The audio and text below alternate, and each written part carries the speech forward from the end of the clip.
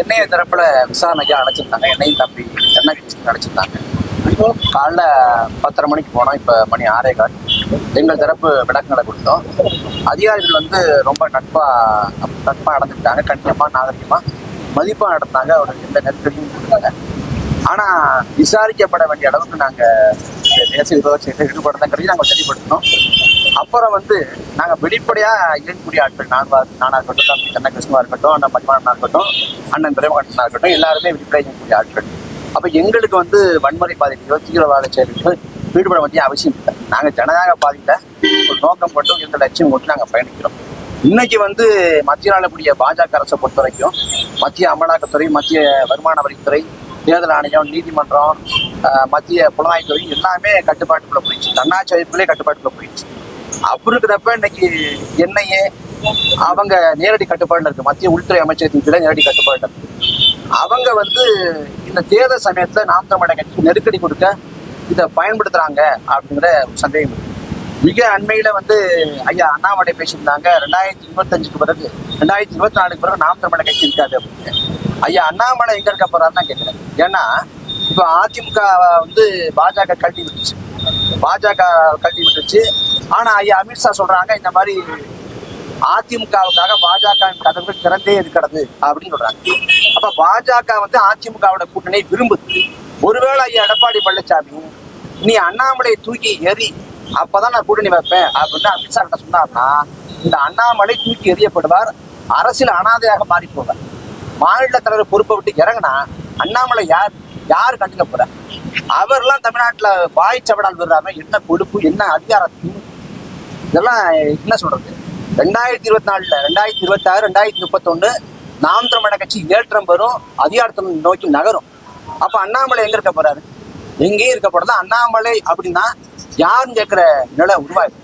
அதனால அவர் கர்நாடகாவோட சிங்கம் அப்படின்னு சொல்லி சுத்திட்டு இருக்கலாம். தமிழ்நாட்டை பொறுத்த வரைக்கும் ஒரு ஆடு தான், அதுவும் பழியாடு. என்னைக்கு பூஜை வச்சு பொங்கல் போட போறோம்னு தெரியல.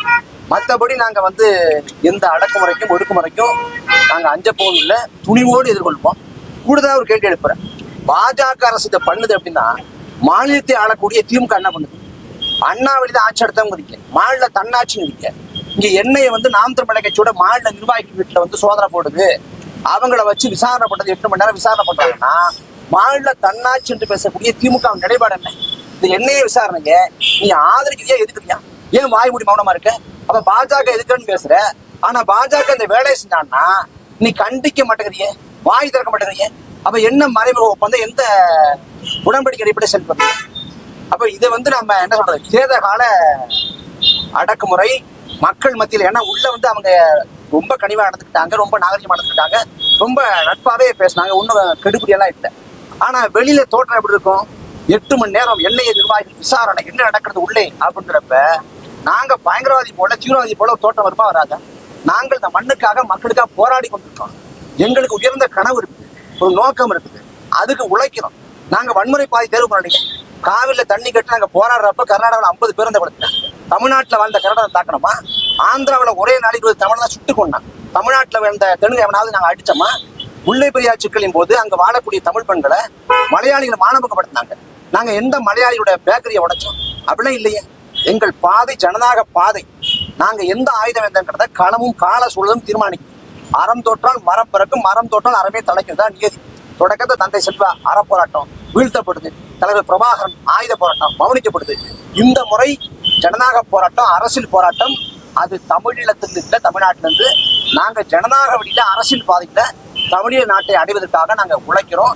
இந்தியாவை ஆளக்கூடிய ஆட்சியை தீர்மானிக்கிற இடத்துக்கு போய் இல்ல அந்த ஆட்சிக்கு நெருக்கடி கொடுத்து இந்தியாவில் வாழக்கூடிய பல்வேறு மொழிவழி தேர்ச்சினங்கள், பல்வேறு மாநிலங்கள் முதலமைச்சர்கள், அது எல்லாத்தையும் எங்களோட கருத்தோட்டத்துக்கு ஒருமித்துக் கொண்டு வந்து ஆசியாவில் நமக்கு ஆதரவான ஒரு அணிச்சரிக்கை உருவாக்கி இந்தியாவின் வெளியுறவு கொள்கை மாற்றப்பட்டு ஜனநாயக வழியில பன்னாட்டு அரங்கில எப்படி தெற்கு சூடான் பிரிந்ததோ, எப்படி கிழக்கு தைமூர் பிரிந்ததோ, அதே போல தமிழீழம் பிரிவதற்கு நாங்கள் அழுத்தம் கொடுப்போம். அந்த நிலையை சாத்தியப்படுத்தி தமிழீழத்தை பெறுவோங்கிறதா எங்களோட நோக்கம். கிழக்கு பாகிஸ்தானை வந்து அன்னைக்கு மேற்கு வங்காளம் இந்திரா காந்தி அழுத்தம் கொடுத்து எப்படி வங்காளதேசமாக பிரிச்சு வங்காளியர்கள் ஒரு நாட்டை உருவாக்குனாங்களோ, அதே போல ஜனநாயக வழி தான் நாங்க தேர்வு பண்ணி நிற்கிறோம். அப்ப எங்களை வந்து நாங்க ஆயுத குழுக்களோட நாங்க இங்க ஆயுத புரட்சி செய்ய போறோம் அப்படின்னா ஒண்ணுமே இல்லை. அதெல்லாம் ஒண்ணும் இல்லை. நாங்க பாதி வேற பயணம் வேற, ஆனா நோக்கம் ஒண்ணுதான். தலைவர் தான் சொல்றாங்க போராட்ட வடிவங்கள் மாறலாம், போராட்ட லட்சியம் மாற போகுது. அப்ப எங்கள் பாதி ஜனநாயக வழியில, அரசியல் வழியில எங்க அண்ணன் சொன்னது போல ஆயுதம் மிச்சம் வைத்ததை அரசியலா வென்று பிடிப்போங்கிறத நாங்க சொல்றோம்.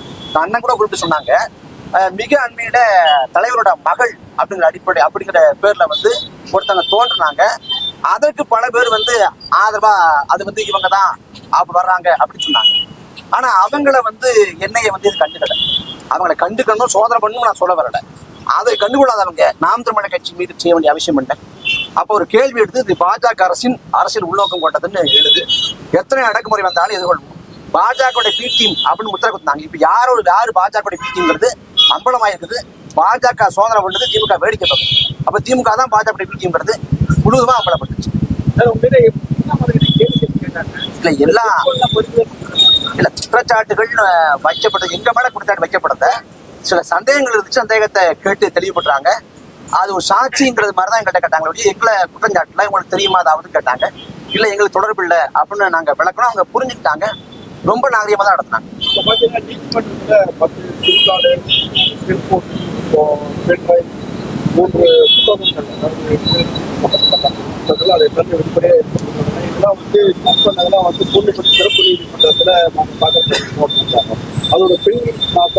அது அவங்க திரும்ப கொடுத்துருவாங்க. அதுல ஒண்ணு இல்லை தெரியும், அதை கொடுத்துருவாங்க. அதை வந்து வளமையான அந்த நடவடிக்கைங்கிற அடிப்படையில் தம்பியோடதெல்லாம் அலைபேசி தான் வாங்கிட்டு போயிட்டாங்க. ஆனா அது திரும்ப கொடுத்துருவாங்க. அது வந்து கண்டிப்பா கொடுத்துருவாங்க சொல்லிட்டாங்க. திரும்ப கொடுக்கப்படும்.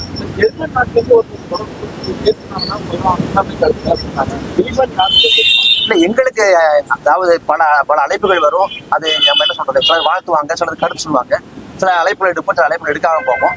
ஆனா அவங்க அழைச்சிட்டாங்கிறதால நாங்க அதுக்கு பொறுப்பேற்க முடியாது. எங்களுக்கு ஆமா எல்லாத்தையும் நம்ம வெளிப்படையா சொல்ல முடியாது. அதனால அது விசாரணை முடிஞ்ச கூட நம்ம பேசணும். நன்றி.